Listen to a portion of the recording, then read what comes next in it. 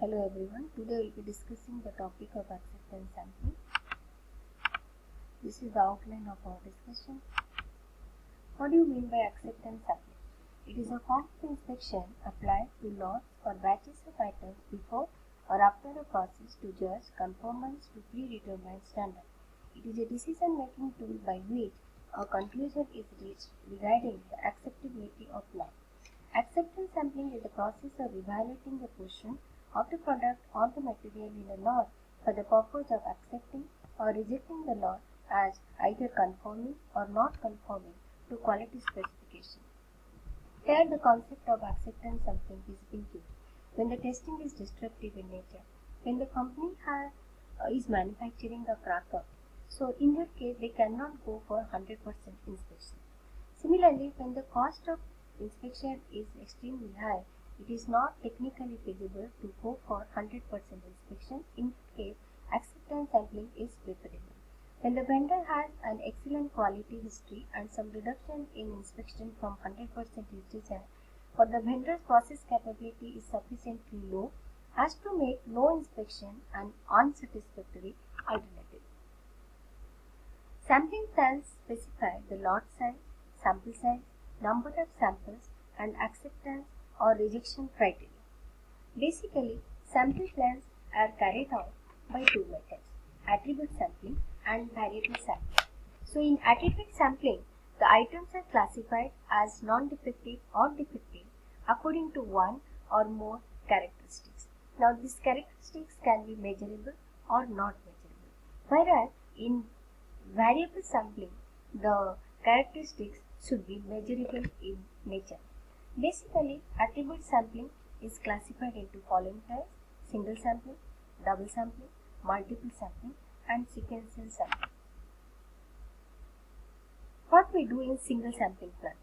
So here, from a lot size of capital N, we have to choose a representative sample of size small n. Now this small n and capital N varies from process to process, organization to organization, and customer to customer. Each item in the sample is examined and classified as good or defective. If the number of defective exceeds a specified rejection number C, which is a cutoff point, the whole lot is rejected. Otherwise, the whole lot is accepted. So randomly we have to select few products from capital N. Based on the quality of this n number of items, we are going to either select the lot or we are going to reject the lot. So this we use in our day-to-day life whenever we are purchasing vegetables or any item. It may be sugar or rice or any kind that kind of product. We will take a few samples and we will taste it, and depending on that we are going to accept that lot, reject that. Then comes the concept of double sampling plan. A double sampling plan allows the opportunity to take a second sample if the results of the original sample are inconclusive. So in the first sampling, what we do is we will specify the lot size of the initial sample, the accept or reject criteria for the initial sample. So there will be one lower level of defective and there will be one upper level of defective. Then when we are going to take the second sample, there again the sample size may vary and the criteria is based on the total number of defectives observed in both first and second sample taken together. It works like the following example. So here in double sampling plan, in the first sampling what we will do is we will take randomly few samples from a lot. There will be one lower level and the upper level. If the number of defectives found is less than the lower level, we are blindly accepting the lot. If it is above the cutoff limit, then we are going to reject the lot. If it is in between, we cannot go for any conclusion. So in that case, we have opportunity to take another sample, and based on the number of defectives there, we are going to select This is how it is. So here, this is the double sampling. We have taken the second sample. Depending on the total number of defective first sample and the second sample, either we are accepting it or we are going to reject it. In multiple sampling plan, a multiple sampling plan is similar to the double sampling plan in that successive trials are made, each of which has acceptance, rejection and inconclusive option. Which plan you choose depends on cost and time. In sequential sampling plan, the plans are selected from the lot are at a time, and following inspection of each unit, a decision is made either to accept the lot or reject the lot. Then comes the concept of operating characteristic curve. An operating characteristic curve is a probability curve for a sampling plan that shows the probability of accepting lots with various lot quality.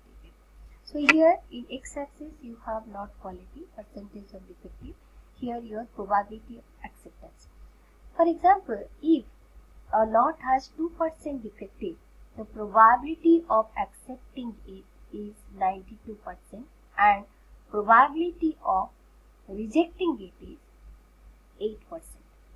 Whereas, suppose for example, if the lot has 10% defective, it has the probability of 11% being accepted and 89% of getting rejected. Customers' acceptance level. Most customers understand that 100% inspection is impractical and are generally willing to accept that a certain level of defective will be produced. So, customers decide on the acceptable quality level. It is the percentage level of defects at which a customer is willing to accept or not as good. Then what do you mean by LTPD? It is called lot tolerance percent defective. It is the upper limit on the percentage of defective the customer is willing to accept. Customer want lots in between the AQL and LTPD. If it is beyond LTPD, it is considered to be very poor in nature. So this is a graph defining good and bad. If it is in between AQL and LTPD, it is somewhat okay. If it is below AQL, we consider it as very good. If it is above LTPD, we consider as relatively very bad. Therefore, the sampling plan must be designed to assure that the customer that they will be receiving the required AQL and LTPD. The consumer risk is the probability that an unacceptable lot will be accepted.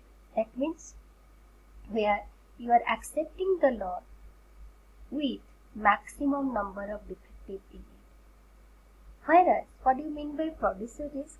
So, producer risk is the probability that a good or lot will be rejected even if it is of good quality. That is your producer's risk. So here you can see the producer's risk is probability of acceptable. Suppose this is a graph. This is the acceptable lot. Okay, this is the acceptable lot below AQL. Producer risk is when the product, even if it is of good quality, it is being rejected. There is a chance of rejection over here. Consumer risk is when the consumer is rejecting the product, consumer is accepting the product even if it has maximum number of defectives. So here to here it is consumer's risk and here to here it is producer's risk. Then comes the concept of average quality of inspected lots. The results of acceptance sampling is that the level of inspection automatically adjusts to the quality of lot being inspected. So the average outgoing quality is the average of rejected lots and accepted lots. So this is the mathematical formula in order to calculate AOQ, where PAC stands for probability of acceptance. Small p is the fraction defective, capital N is the lot size, and small n is your sample size. This is how you are going to construct the operating characteristic curve. So you have to decide on the proportion of non-conforming starting from 0, 0.01, 0.02, 0.04, so on and so forth. So we have one table. So from that, so here comes your proportion of non-conforming. So depending on this proportion, directly from the table, you will get the probability of acceptance. So you have to tabulate it, and accordingly you will get the operating characteristic curve. So what is the advantage of acceptance sampling? It is usually less expensive because there is less inspection. There is less handling of the product, hence reduced damage. It is applicable to destructive testing. Fewer personnel or lesser staffs are required. It often greatly reduces the amount of inspection error. The rejection of entire lot are opposed to the sample return of defective often provides a stronger motivation to the vendor for quality improvement. The disadvantage of acceptance sampling is there are risks of accepting bad lots and rejecting a good lot, and less information is usually generated about the product or about the process that manufactured the product. Acceptance sampling requires planning and documentation of the acceptance sampling procedure, whereas 100% inspection doesn't. Thank you.